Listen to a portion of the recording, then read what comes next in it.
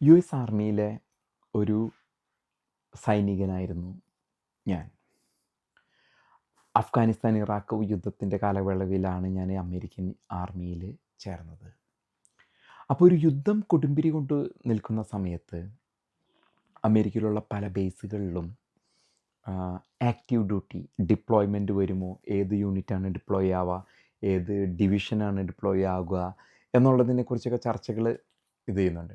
അപ്പോൾ എൻ്റെ കുറേ സുഹൃത്തുക്കൾ സാമൂഹ്യ മാധ്യമങ്ങളിലും അവർ നേരിട്ട് എന്നോടും പ്രതിപാദിച്ച വിഷയം ഡിപ്ലോയ്മെൻറ്റിനെ കുറിച്ചാണ്. ഈ ട്രംപ് തന്നെ കഴിഞ്ഞ ദിവസങ്ങളിൽ പ്രതിപാദിക്കുകയുണ്ടായി active duty boots on ground. Boots on ground എന്ന് പറഞ്ഞാൽ പട്ടാളം നേരിട്ട് ഇറങ്ങേണ്ടി വരും. കാരണം അവിടെ നമ്മൾ ആ ഒരു ഇറാൻ്റെ ഒരു ചുറ്റുപാടെടുത്ത് നിൽക്കുമ്പോൾ അവിടെ ഭരണ കൈമാറ്റം കാരണം വലിയൊരു വിഭാഗം IRGCക്കും ഖമേനികൾക്കും എതിർത്ത് നിൽക്കുമ്പോഴും ചെറിയൊരു വിഭാഗം ഇന്നും പിന്തുണയുണ്ട്, പ്രത്യേകമായിട്ട് സൈനിക ശക്തി. കാരണം നമുക്കറിയാം ഒരു മാസത്തോളമായിട്ട് അവിടെ ഉയർന്നു വരുന്ന ആ ഒരു ഭരണ നേതൃത്വത്തോടുള്ള എതിർപ്പ് അവരടിച്ചമർത്തിയത് ഏകദേശം ഒരു 50,000 ആൾക്കാരെ തൂക്കിക്കൊന്നും നിയമത്തിൻ്റെ വിപരീതമായിട്ടുള്ള കാര്യങ്ങൾ ചെയ്തും മനുഷ്യരെ കുരുതി കൊടുത്തിട്ടാണ് അടിച്ചമർത്തിയത്. അങ്ങനെ ഒരു രാജ്യത്ത് സ്വന്തം ജനതയെ അടിച്ചമർത്തുക വളരെ വിരളമാണ്. അതായത് എത്ര ക്രൂരമായ രാജ്യങ്ങളിൽ സ്വന്തം മണ്ണിൽ ജനത പ്രതിഷേധിക്കുമ്പോൾ അടിച്ചമർത്തുക എന്നുള്ളത്.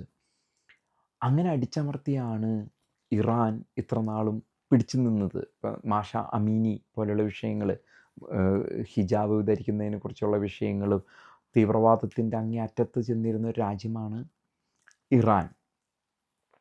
അപ്പോൾ ഞാൻ പറഞ്ഞു വരുന്ന വിഷയം ബൂട്ട്സ് ഓൺ ഗ്രൗണ്ട്. അവിടെ CIA-യും അമേരിക്കൻ സേനകളും കാലാകാലങ്ങളായിട്ട് അമേരിക്കയുടെ സഖ്യകക്ഷിയാണ് കുർദുകൾ പശ്ചിമേഷ്യയിലും മധ്യപൂർവേഷ്യയിലൊക്കെ സ്പ്രെഡായിട്ട് കിടക്കുന്നു. ഇറാഖിലുണ്ട്, ഇറാനിലുണ്ട്, സിറിയയിലും അവിടെ ഇവിടെയൊക്കെ അവരുടെ ഭാഗങ്ങളുണ്ട്. അപ്പോൾ ഈ കുർദുകൾ കൂടുതലുമായിട്ട് അമേരിക്കയോട് വിധേയത്വമുള്ള ഒരു വിഭാഗമാണ്. അപ്പോൾ ഇറാഖിൽ സദാം ഹുസൈൻ ഉള്ളപ്പോഴും പലപ്പോഴും അവരെ അമേരിക്ക സംരക്ഷിച്ചിട്ടുണ്ട്, അവർക്ക് ആയുധങ്ങൾ നൽകിയിട്ടുണ്ട്.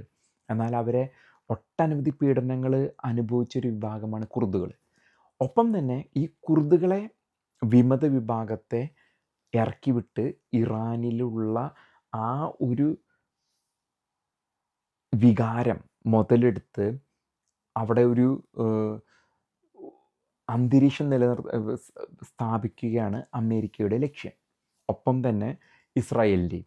ഒപ്പം ബലൂച്ചിസ്ഥാൻ, ബലൂക്ക്, അത് ഇറാൻ അറിയാം, നമുക്ക് പാകിസ്ഥാൻ അതിർത്തിയുണ്ട് ഇറാന്. അപ്പോൾ അവിടെയുള്ള ബലൂച്ചിസ്ഥാൻ എന്ന മേഖലയിലുള്ള വിമതരുണ്ട്.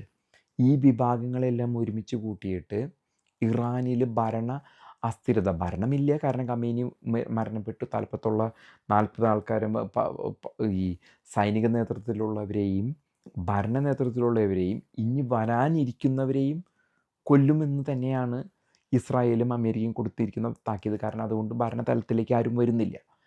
അപ്പോൾ എന്നിരുന്നാൽ കൂടി വലിയൊരു ആയുധ ശേഖരം, ബാലിസ്റ്റിക് മിസൈൽസ് ആയിട്ടും ഡ്രോണുകളായിട്ടും അണ്ടർഗ്രൗണ്ടിൽ കുടികൊള്ളുന്നുണ്ട്. ഇതിനെ നശിപ്പിക്കാനായിട്ട് ആരെങ്കിലും അവിടെ എത്തിപ്പെട്ടാൽ, പട്ടാളം സൈന്യം എത്തിപ്പെട്ടാൽ മാത്രമേ സാധിക്കുള്ളൂ. അതല്ലെങ്കിൽ ഇറാൻ്റെ ഭരണ നേതൃത്വം സൈന്യത്തോടൊപ്പം ആ ഒരു നേതൃത്വം മാറ്റി എടുക്കേണ്ടി വരും. എളുപ്പമുള്ള കാര്യമല്ല. ഒരു പക്ഷേ മിസൈലുകളോ ഡ്രോണുകളോ അവിടെ നിന്ന് പൊന്തിയില്ല എങ്കിൽ കൂടി അവിടെ ഒരു ഭരണ നേതൃത്വം അമേരിക്ക അല്ലെങ്കിൽ ഇസ്രായേൽ പറയുന്ന നേതൃത്വം ഇല്ലാത്തിടത്തോളം കാലം എന്നും ഭീഷണി നിലകൊള്ളും.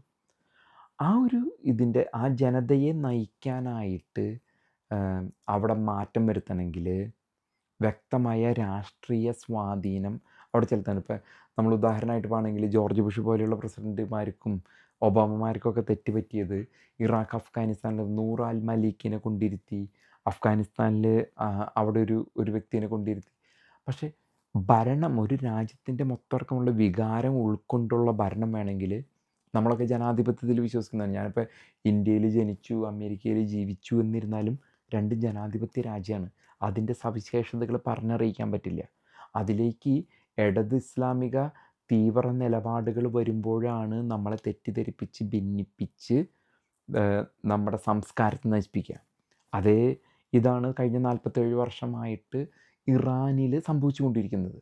അപ്പോൾ അവിടുത്തെ ഭരണ നേതൃത്വത്തെ എടുത്തു മാറ്റി, ഖമേനിനെ എടുത്തു മാറ്റി, പട്ടാള നേതൃത്വം. എന്നിരുന്നാൽ കൂടി കയ്യൂക്കുള്ളവൻ കാര്യക്കാരൻ തോക്കുമായുധമായിട്ട് വന്നു കഴിഞ്ഞാൽ പാവപ്പെട്ട ജനങ്ങളെ